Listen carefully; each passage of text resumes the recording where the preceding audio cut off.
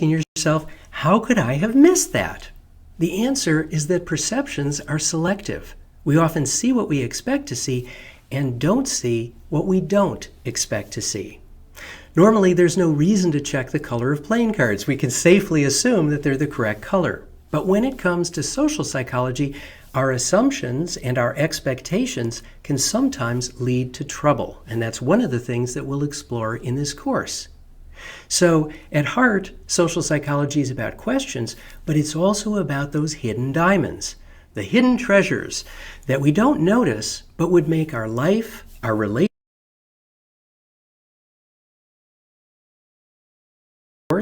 I hope that you have some fun and leave with some social psychology diamonds of your own.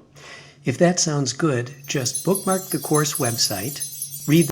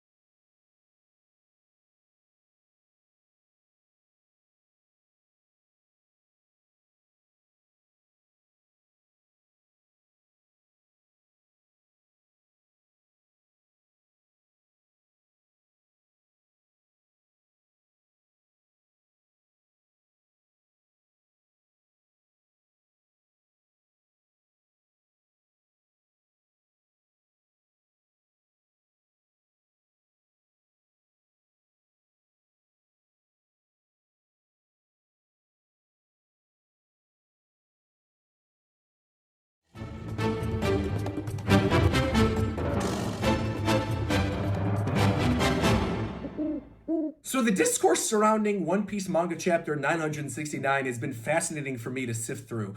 I thought this was a pretty good setup chapter of One Piece. I think some of the storytelling was a little sloppy this week, but on the whole, I thought it was still a good chapter, right? It wasn't a 5 out of 5 in the same way that the past 4 or 5 chapters have been, but it was still a good chapter. I did my live reaction this morning. Seemed like people were really enjoying reading through it with me. And then, I reread the chapter and I found a lot of interesting little tidbits here and there. And then I went on Twitter and I went in the YouTube comments, and it seems like there's a lot of people who didn't just dislike 969. There's a lot of people out there who vehemently hated this chapter and hated the way that Oden was acting, in the same way that I really didn't like Oda bringing back Big Mom's amnesia in the early portion of the Wano Country arc. And again, I think this is interesting to me because I feel like Oda has at least earned this moment with Oden.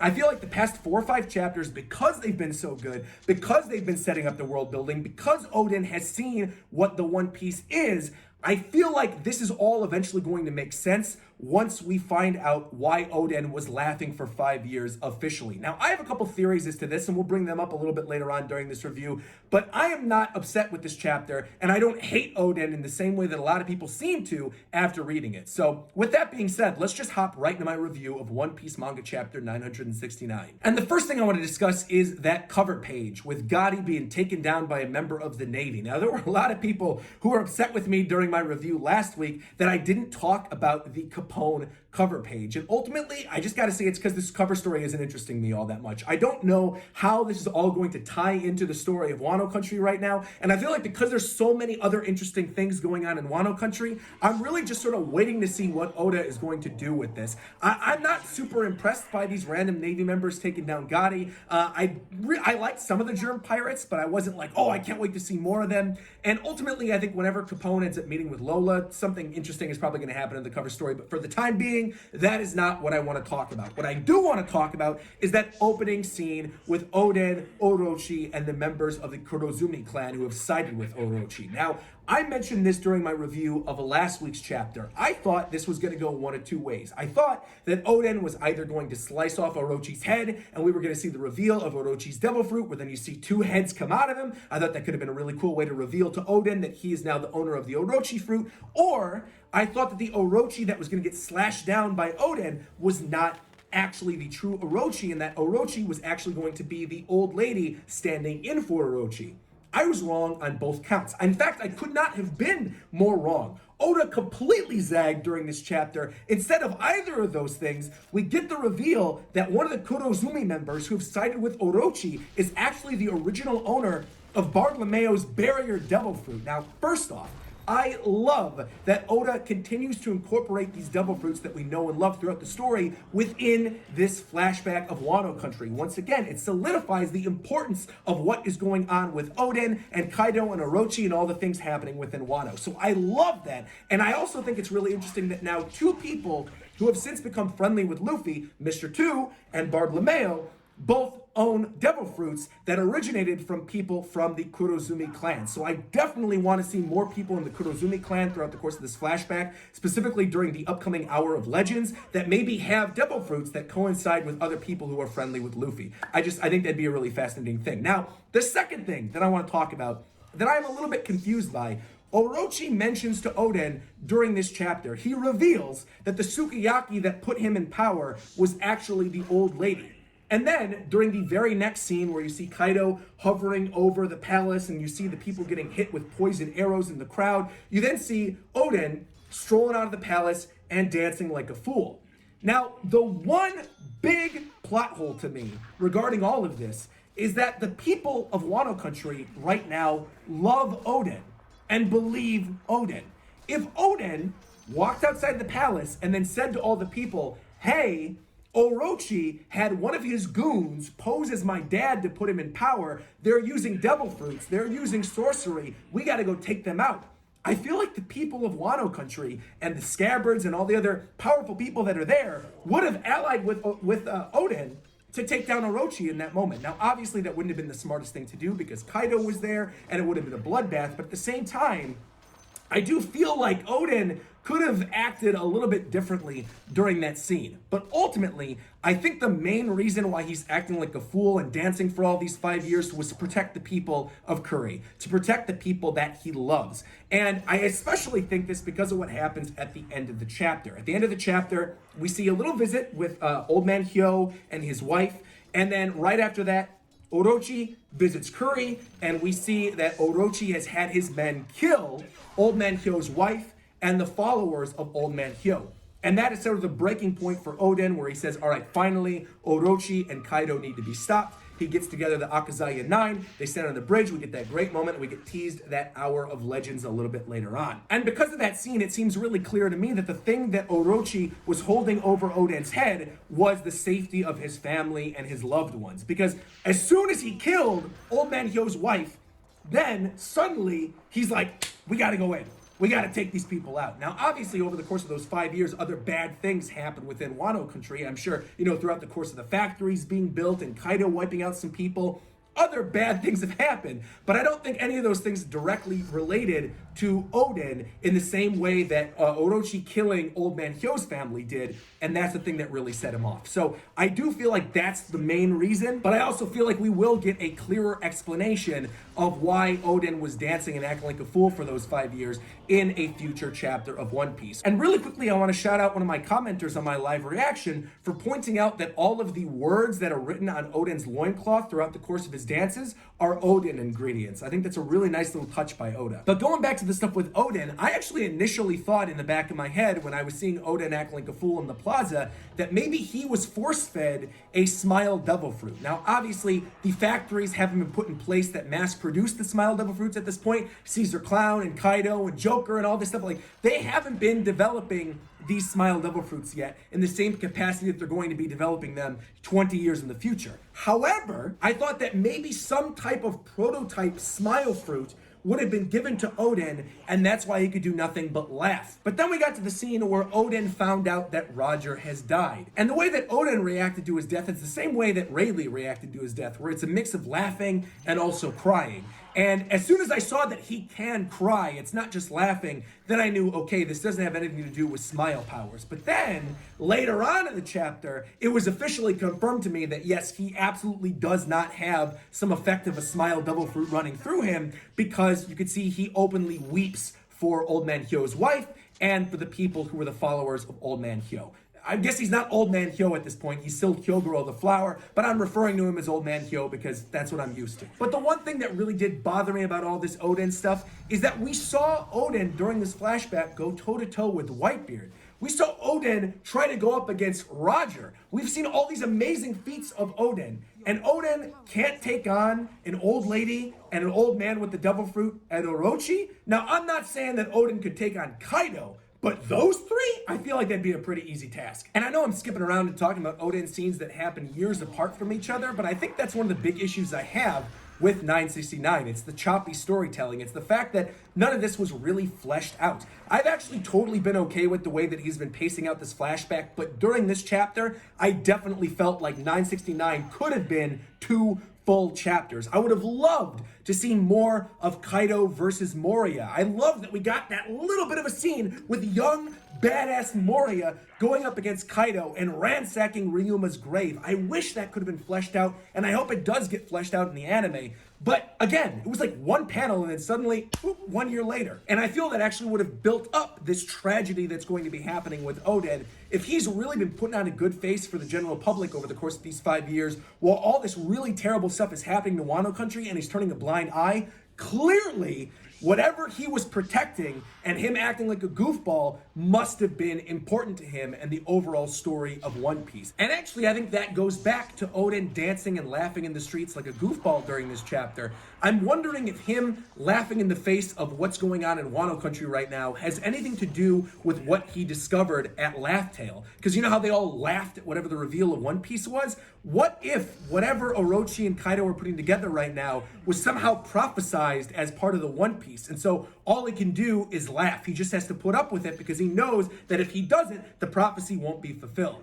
I just think that's an interesting take on the situation, and I wanted to bring that up to have you guys discuss it in my comments section. But going back to that final scene where Orochi finally shows up in Curry and Odin realizes, yo, we need to get together, we need to put a stop to these people, and then we get that amazing spread of the scabbards, the Akazaya 9.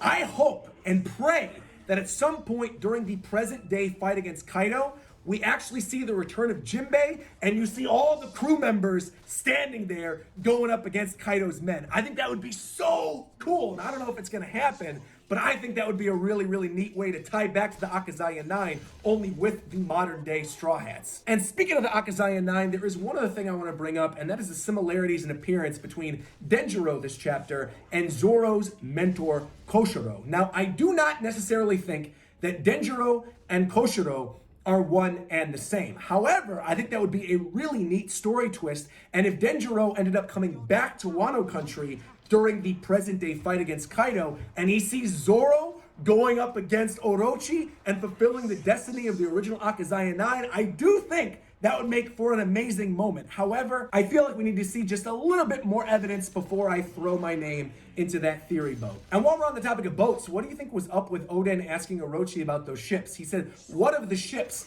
You know, the ones with Kaido.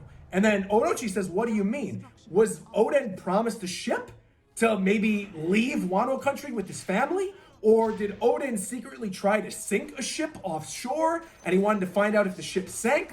Or was there some other promise going on? I want to know your theories about that down in the comments below, because that was the one thing during this chapter that confused me a little bit, and even upon rereading it, I don't really know what he's referring to when he mentions those ships of Kaido's. But on the whole, I think this was a decent setup chapter, and really the standout panel for me was that ending, seeing Odin with the Akazaya 9, with the sunset. I know that's going to be amazing when the anime eventually gets to this, and I am super stoked for the next chapter of One Piece. I think 970 and the stuff with this Hour of Legend is going to be great, because we still need to see the death of those Kurazumi clan members, specifically the ones that have Bartolomeo's Devil Fruit and Mr. Two's Devil Fruit. They have to die at some point. So like this video if you liked anything I had to say. Leave a comment down below letting me know what you think is going to happen during 970. And please be sure to subscribe, because I will be back next weekend with my live reaction and my review for One Piece manga chapter 970. And until next time, I'll talk to you guys later. Bye-bye!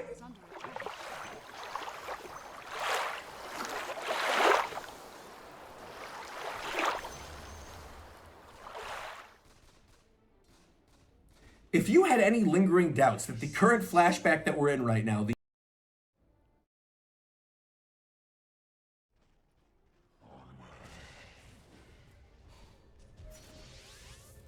Welcome to Social Psychology. I am so glad you're taking this course. I'm Scott Plouse, Executive Director of Social Psychology Network, which I'll talk about in a later video, and Professor of Psychology at Wesleyan University, a liberal arts university in Middletown, Connecticut, almost exactly between New York and Boston, about 2 hours from each city. Here's our corner of the world.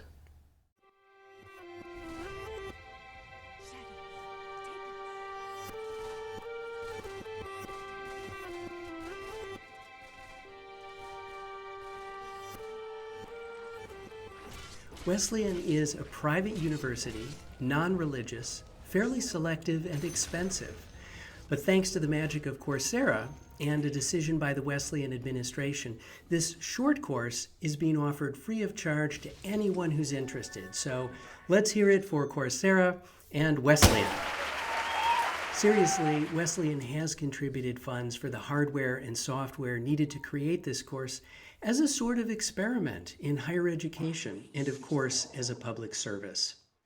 To help administer the course, we have terrific support staff behind the scenes and a wonderful teaching crew, including students who have previously taken social psychology. As for my own background, the Coursera website already has an overview and links, so I'll be brief. My undergraduate psychology degree came from the University of Minnesota, where I spent many happy hours in dear old Elliott Hall, and my doctoral and postdoctoral work was done at Stanford University with Phil Zimbardo as my graduate advisor. As you can see from this photo, Professor Zimbardo has become something of a superhero in the field, and he's done this course a good deed by generously granting anyone who takes this course free access to his documentary on the famous Stanford Prison Experiment. You'll also have free access to several other online videos. A great video entitled The Abilene Paradox. In a later lecture, I'll talk about what the paradox is. It's really, really fascinating.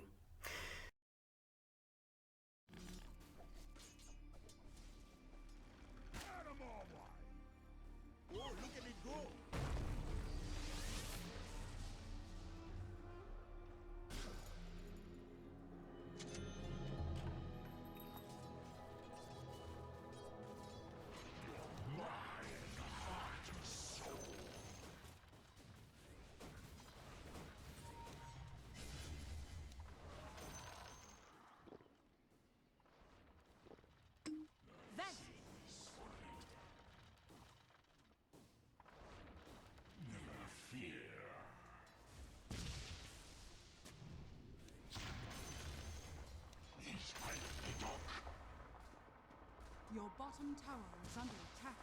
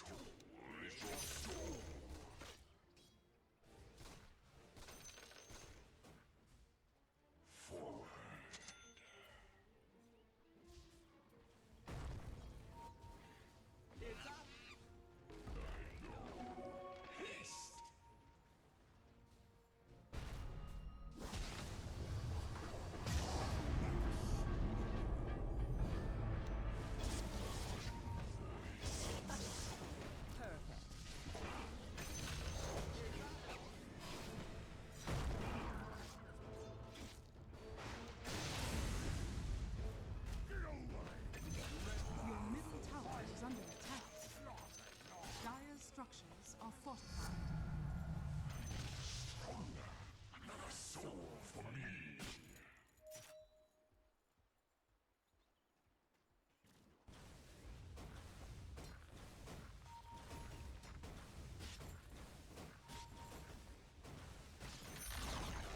The enemy's bottom tower has fallen. Your middle tower is under attack. My reach is long. Your middle tower is under attack.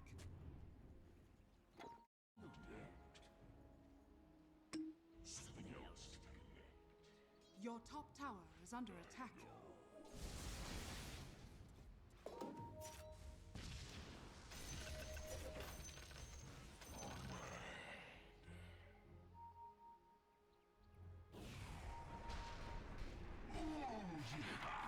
With his sword. The darkness. Tormenting. Don't mind. Your top tower is under attack. Fear.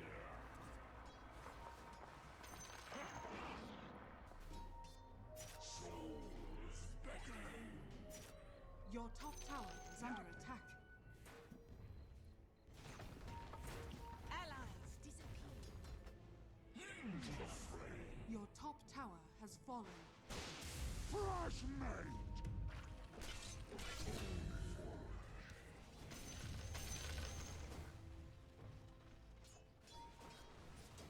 You can never hide.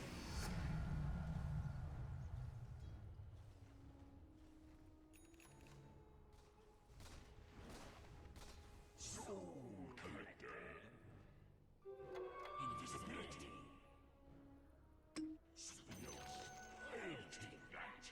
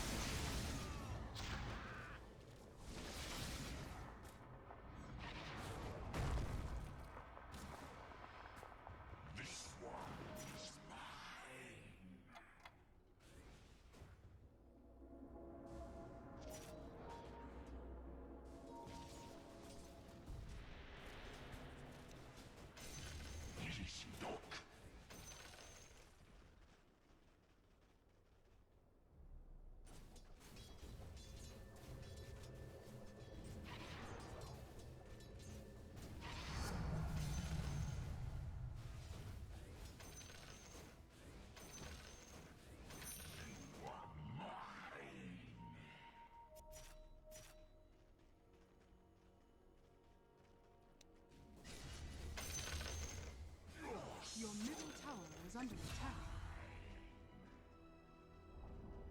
Your middle tower has fallen. Shadows take us. Fresh mate! I wonder if this might show it. Your middle tower is under attack.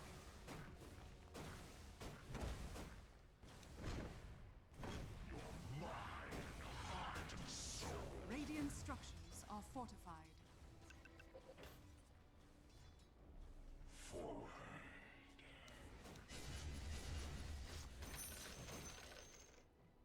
I go.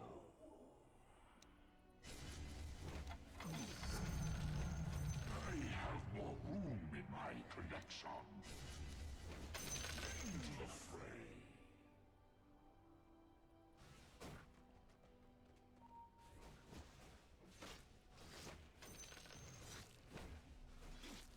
Your soul.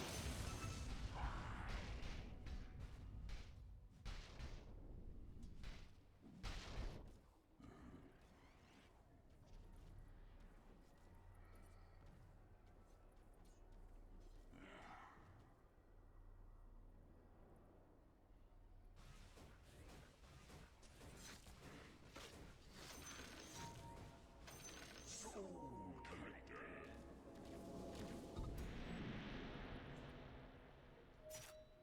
Another soul for me.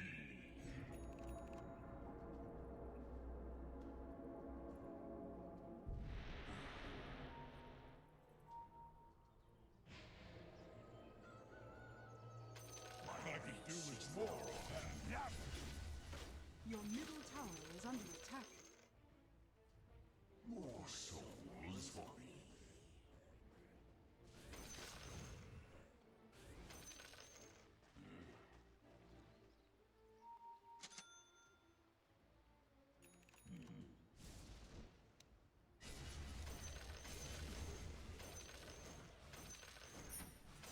Souls beckon.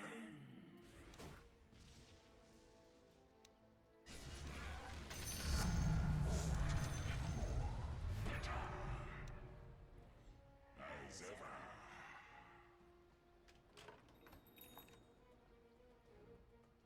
I sense souls.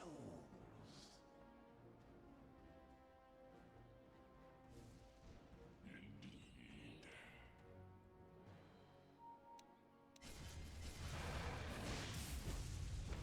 Fresh mate!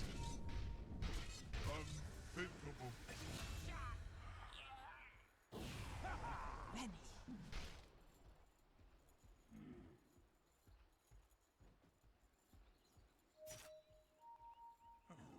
Yes.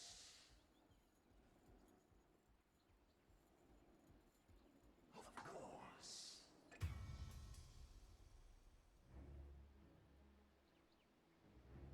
Onward.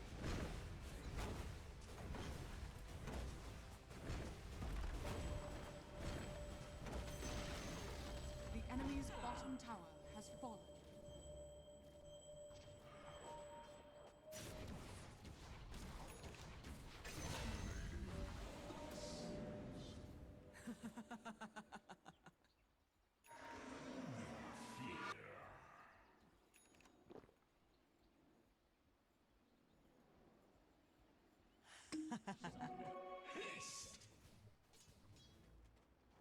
He's like the dog.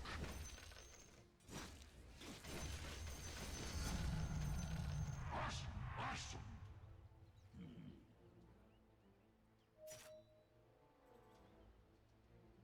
As ever.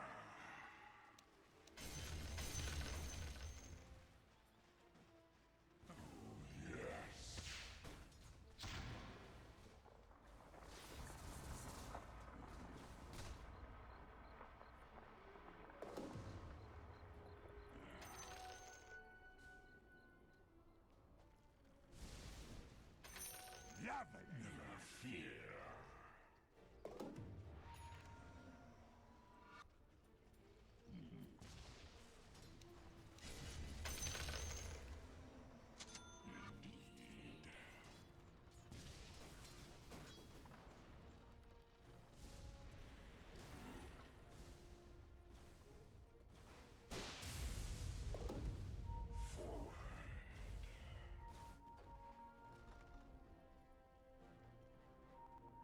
Soul beckon.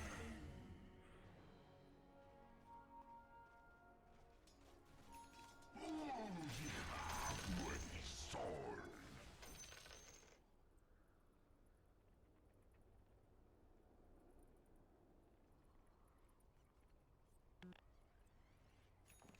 More souls for me.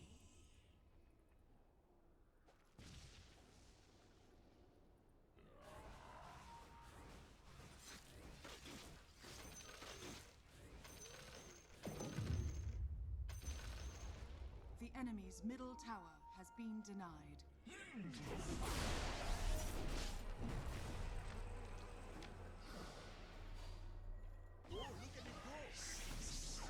The dark faced a famine. Top is missing. Allies.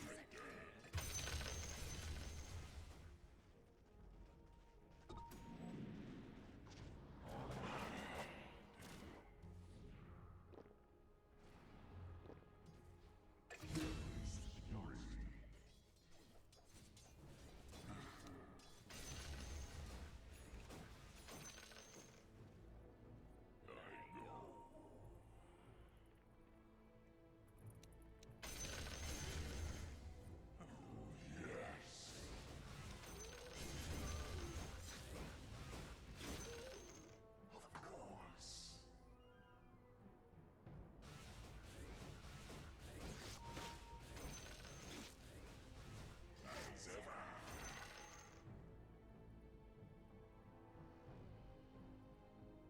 My reach is long.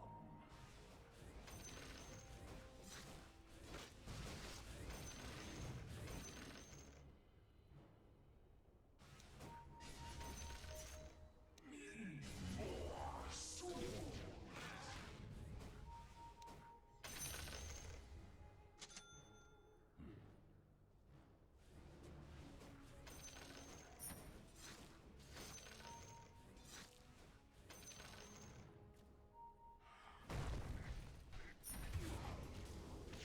Then we can meet face to face.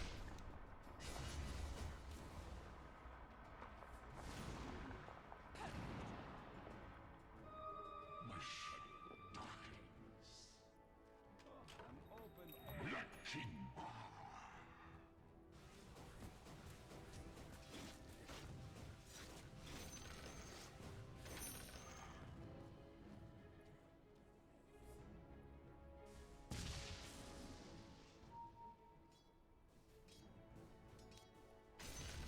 As ever.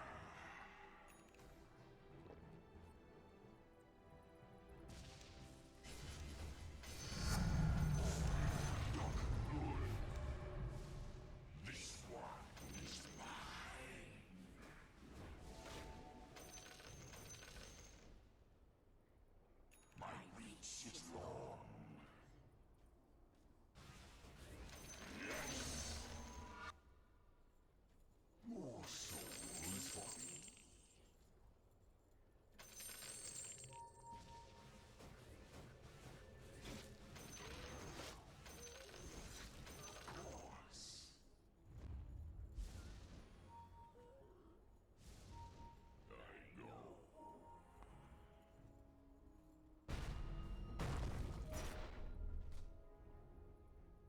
Shadows take us.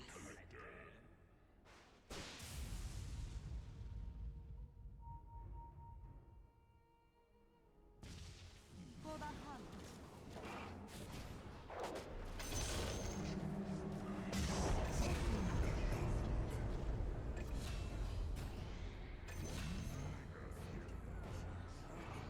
I'll never bow. This is no time to cower.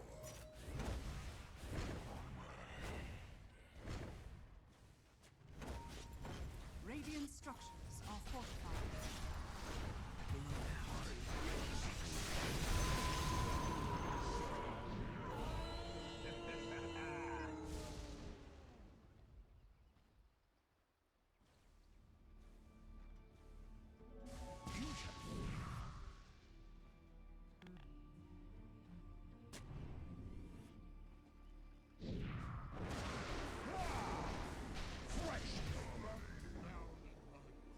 Birth is a promise. Death, its fulfillment.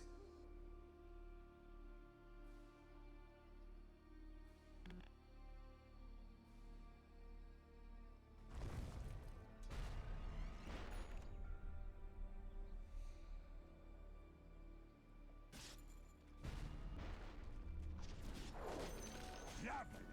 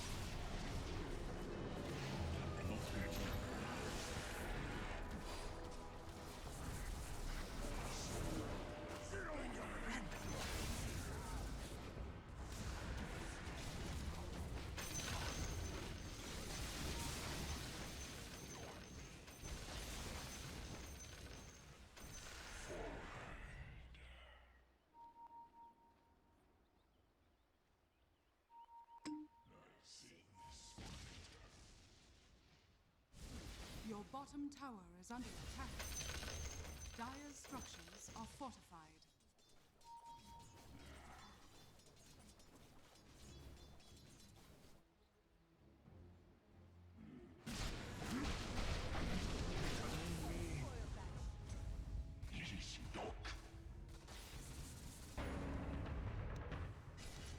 Your top tower is under attack.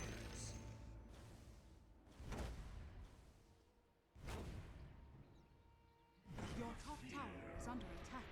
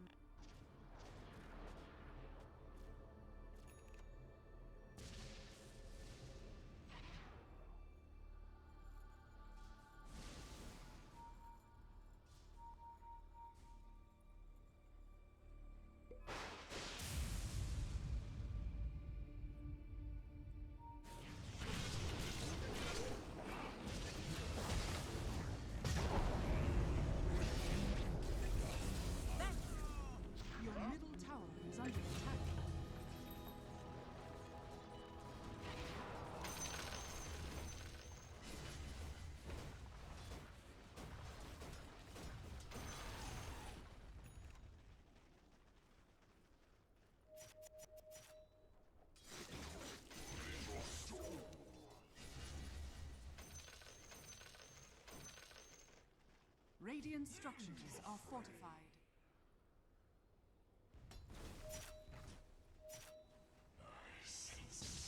Your bottom tower is under attack.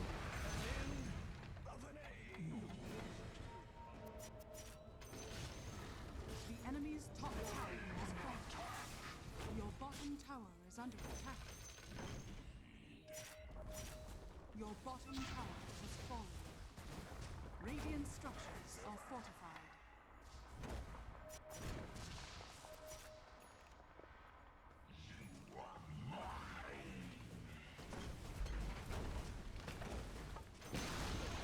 The enemy's top tower has fallen.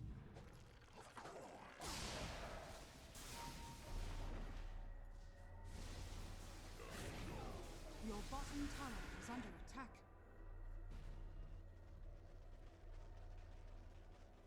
Soul Collector.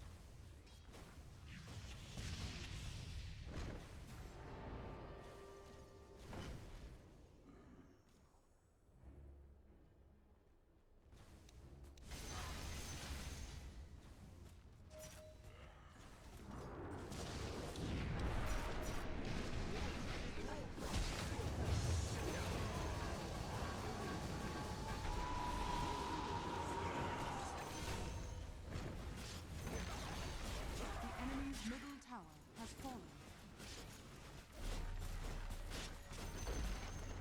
The enemy's middle barracks has fallen.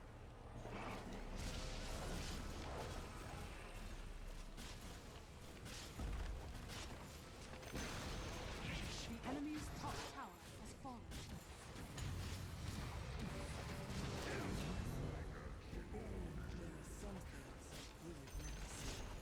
The enemy's top barracks has fallen. The enemy's top barracks has fallen.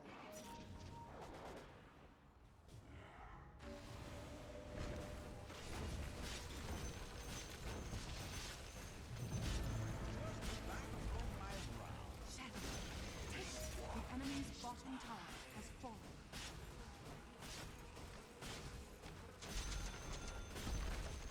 The enemy's bottom barracks has fallen. We now have mega creeps.